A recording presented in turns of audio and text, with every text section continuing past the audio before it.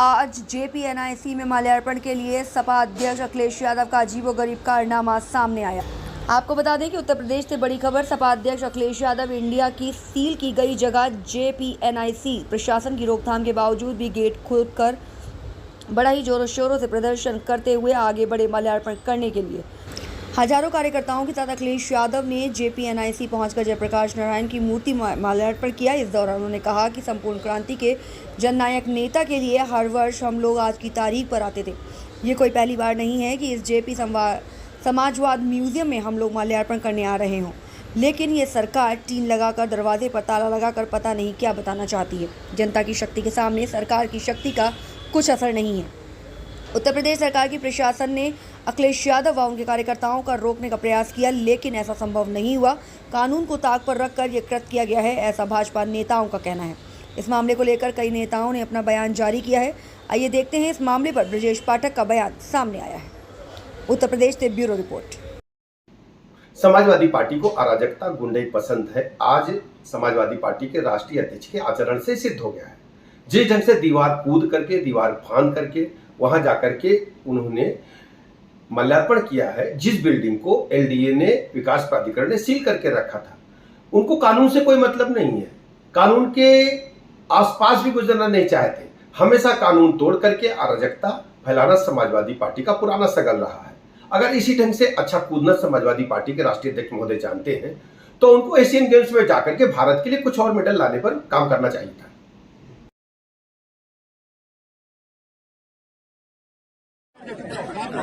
आज हम जैसे पहले कार्यक्रम समाजवादी लोग करते रहे हैं, उसी तरीके से आज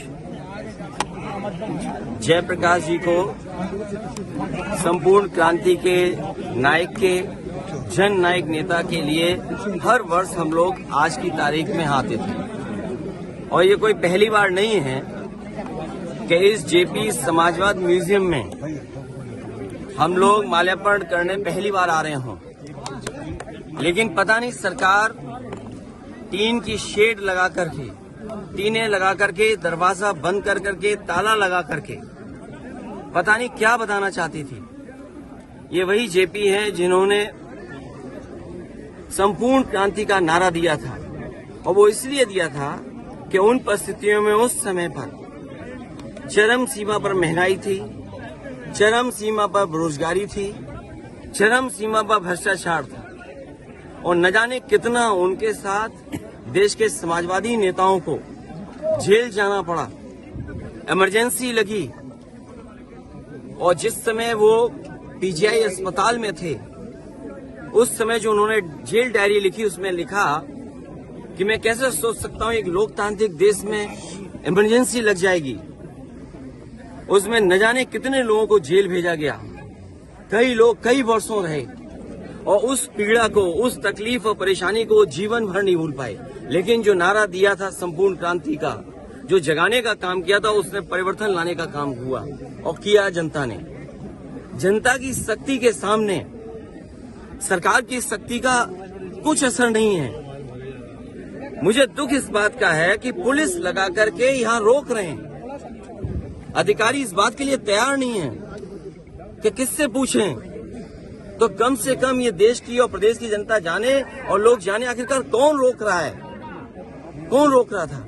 इसलिए मजबूरी में जिस तरीके से हर बार माल्यार्पण करने हम समाजवादी लोग आते थे, मुझे याद है जब उद्घाटन हुआ था, नेताजी यहाँ आए थे, नेताजी से मैंने उद्घाटन करवाया था। एकमात्र देश में समाजवादी नेता के लिए एक ऐसा म्यूजियम बना जिसमें उसके जीवन के बारे में लोग प्रेरणा ले सकते हैं। जो आंदोलन उन्होंने चलाए थाली बजा करके, वो उससे प्रेरणा ले सकते हैं कि सरकार के खिलाफ और लोकतंत्र में कैसे आवाज उठाई जा सकती है। आप आवाज दबाने का काम कर रहे हैं उन समाजवादियों को, उन आने वाली पीढ़ी को जो देश के लिए कुछ करना चाहते हैं, सपना देखा है उन्होंने। ये वही म्यूजियम है जो पूरे उनके जीवन के बारे में बताता है, उसको बंद कर रहे हैं। अपनी कौन सी नाकामी छिपा रहे हैं, अपनी कौन सी ऐसी चीज छिपा रहे हैं जिससे जनता को नहीं आने देते। न केवल ये म्यूजियम, जो पीछे बड़ी इमारत है, बड़ी बिल्डिंग है, जो कभी नेताजी ने, जॉर्ज फर्नांडिस ने और उस समय के समाजवादी लोगों ने इसका शिलान्यास किया था। एक सरकार आई जिसने काम नहीं होने दिया, उसके बाद समाजवादी सरकार ने, पिछली सरकार ने इसको शुरू किया और न केवल भारत में बल्कि अगर ये बिल्डिंग बनकर के तैयार हो जाती तो दुनिया में एक पहचान बनती इस बिल्डिंग की कि हाँ, जेपी के नाम पर जिसने इतने बड़े देश के लोकतंत्र को बचाने का काम किया, लोगों को जागरूक किया और एक आवाज दी उन्होंने। और मुझे लगता है कि देश की जनता को एक बार फिर इस सरकार की ताकत के खिलाफ लड़ना होगा और बिना जनता की शक्ति के लोकतंत्र, समाजवाद और सेक्युलरिज्म बचने वाला नहीं। जो आवाज उन्होंने दी थी संपूर्ण क्रांति की, मुझे उम्मीद है कि सभी समाजवादी लोग मिलकर के आने वाले समय में लोकतंत्र बचाएंगे, समाजवाद बचाएंगे, संविधान बचाएंगे और उस संविधान को बचाएंगे जो बाबा साहब भीमराव अम्बेडकर जी ने हम सबको दिया है। और जिस समय बाबा साहब भीमराव अम्बेडकर जी का दिया हुआ संविधान इन्होंने बदल दिया, उसी दिन समझ लें हमारी आजादी भी ये लोग छीन लेंगे।